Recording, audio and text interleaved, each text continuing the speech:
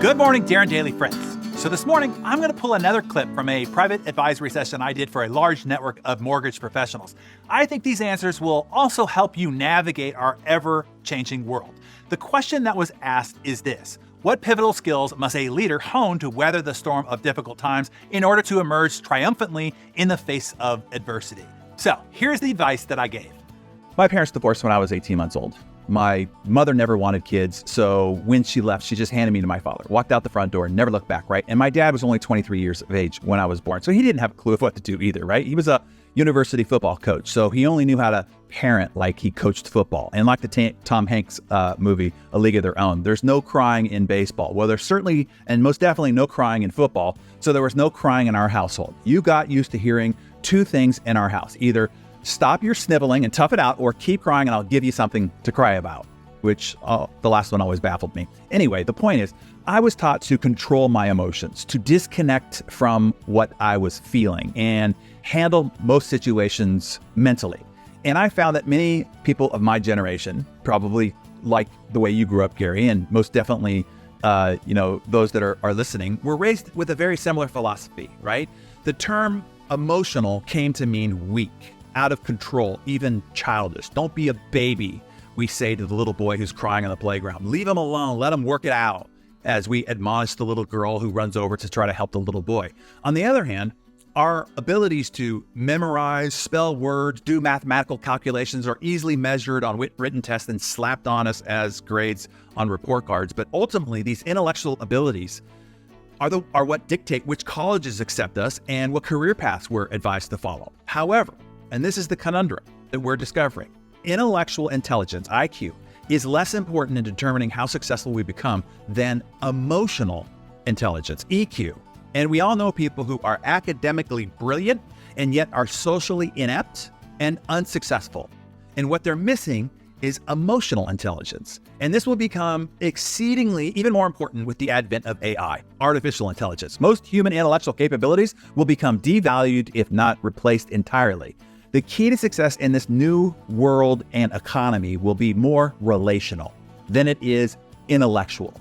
And when it comes to human relationships, it will be your emotional intelligence, not your intellectual intelligence, that will become your advantage. So like all change and transformations in life, the first step of improvement is awareness. To improve your EQ, your emotional intelligence, you first have to find out if you're being a jerk at work without even knowing it. Most people are operating as they are and not even realizing how they're coming off and the effect and impact that they're having on the people around them, particularly people who are given a title and put in a position of power as either the owner of the company or the leader of an organization. And with that, they are impacting and affecting the environment around them in ways they don't even realize. So here's what I suggest each person do.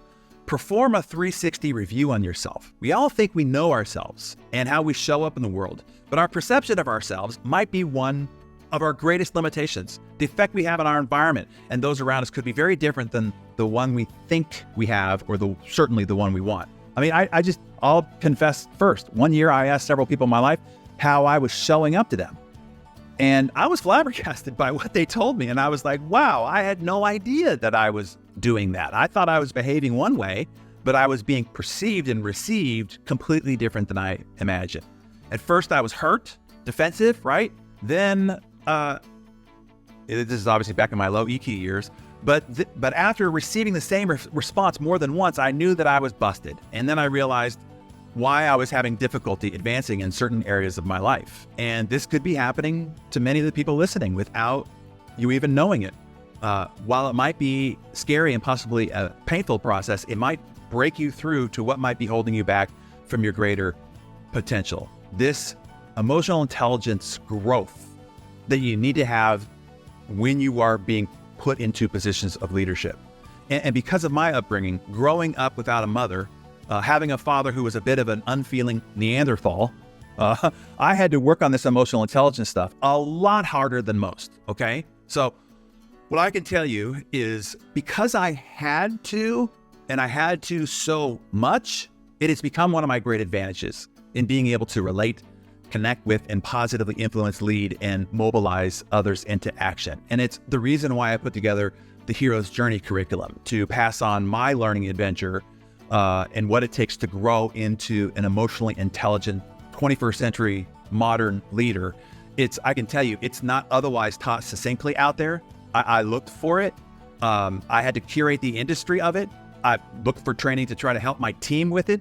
There are just bits and pieces out there, but most of it is more confounding than it is helpful. So what I did is I distilled my 30 plus journey into a complete development framework, one that somebody can follow step by step. 42 different modules, 42 different mentoring sessions. It takes place over a year-long learning adventure to develop into, because it's not an intellectual pursuit, it's an emotional growth adventure into a highly skilled leader in this new work culture and modern society. So, Darren Daily friends, are you up for the challenge? Conducting a 360 on yourself?